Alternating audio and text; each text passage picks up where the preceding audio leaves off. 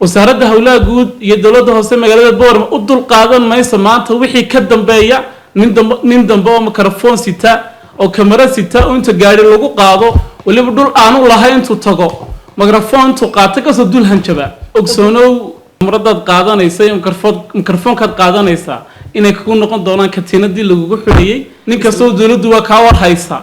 magacaagana waa lagu yaqaan cidda tayna waa lagu garanayaa inuu tacab aan nagu darsan oo aan qayb ka ahayn laga yeeli maayo inaad noqoto ka khasaariya wasaaradda hawlaha guud dhulkii gurinta Soomaaliland waxay jawaab celin ka sameynaysaa kooxo caadaystay in aanay carqalad ku noqdaan horumarka iyo qorshe magaaleedkii wasaaradda hawlaha guud ka hirgelisay sanadkii tagay magaalada Boorama wasaaradda hawlaha guud dhulkii gurinta Jamhuuriyadda Soomaaliland idoo hirgelinaysa xil number 17 qodobkii saddexaad farqadiisa koobaad iyo labaad oo wasaaradda hawlaha guud ku amraya in magaalo kasta oo Soomaaliland ay u samayso nashqad magaalo ama waxa loo yaqaan qorshe magaaleedkaas oo koobsanaya adeegyadii kala duwanaa ee looga baahnaa magaaladaas gudida nashqadeynta qaranka ee uu gudoomiye u yahay wasiirka wasaaradda hawlaha guud mudane Cabdullaahi Bakar Cismaan 2020 iyagoo tixraacaya codsiga uga yimid golaha deegaanka magaalada Boorama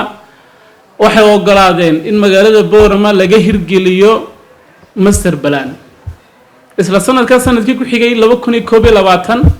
wasaaradda hawlaha guud waxay u tafaxaydatay si magaalada Boorama ay ugu sameyn lahayd master plan iyadoo hordhac looga dhigay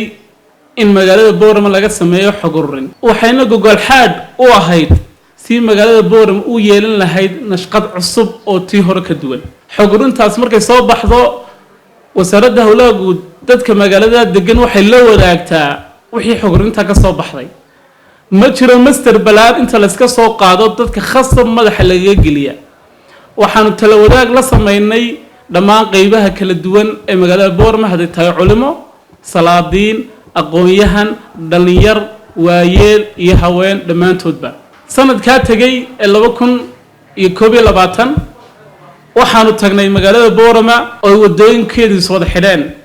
waxaanu tagnay magaalada Boorama oo xaafadaha qaar meydka laga saaro aan lahayn waxaanu tagnay magaalada Boorama oo dhamaanteed ciriiri iyo cufan ku wada jirta waxaanu tagnay magaalada Boorama oo wadada laameydaayad xaafada dhexmara ay isku cabir yihiin waxaanu tagnay magaalada Boorama oo la daalaadacaysa qorshe xumo waxaanu tagnay magaalada Boorama oo lahayn nashqad magaalo oo hore oo laga tixraaco waxaanu tagnay magaalada Boorama oo dhiigbax ugu jirta qorshe xumo magaalo oo haysata qaranka Soomaaliland iyo wasaaradda hawlaha guud iyo howlwadeenada waxay eegan kari waayeen dhiigbixii ku socday magaalada Boorama wasaaradda hawlaha guud waxa uu sameeyay nashqad dhameystiran oo leh dhammaan wixii magaalo looga baahnaa wasaaradda hawlaha guud waxay ogsoon tahay in wadooyinku muhiim u yihiin kobaca magaalo heerka bilicsamaanta iyo helitaanka adeegyo bulsheed oo dadka magaalada ku dhaqan ay helaan wadooyinku waxay kobciyaan oo qayb ka qaataan heerka dhaqaale ee magaaladaas wadooyinku waxay helaan oo koriyaan hanaanka shaqo abuur ee magaaladaas wadooyinku waxay horumariyaan adeegyada caafimaadka waxbarashada iyo wax kasta oo sahlaya isku gudubka dadweynaha ee magaalada ku dhaqan nashqada cusub ee magaalada Boorama loo sameeyay waxa ka faa'iideystay shirkadaha leyrka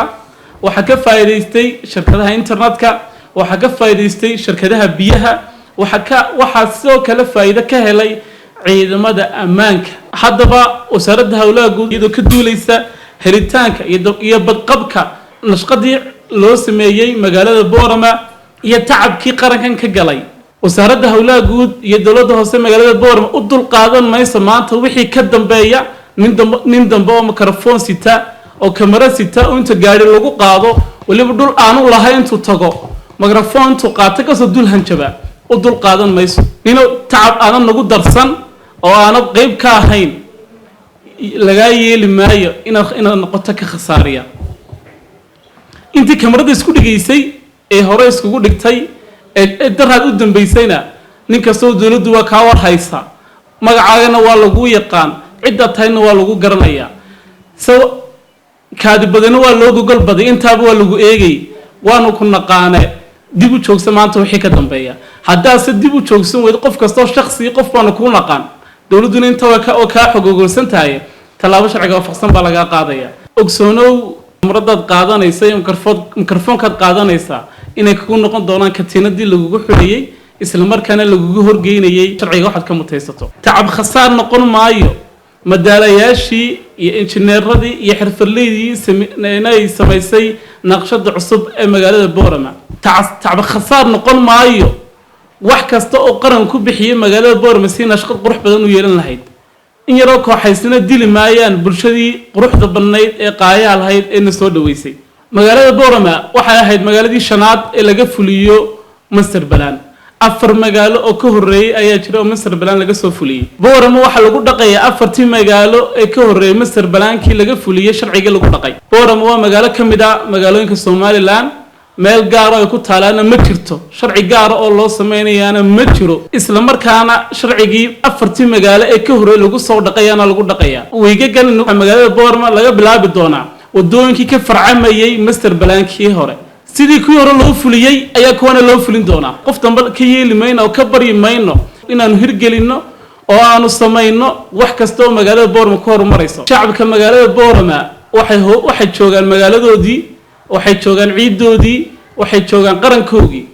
cid looga baqaya dawladuna ma jirto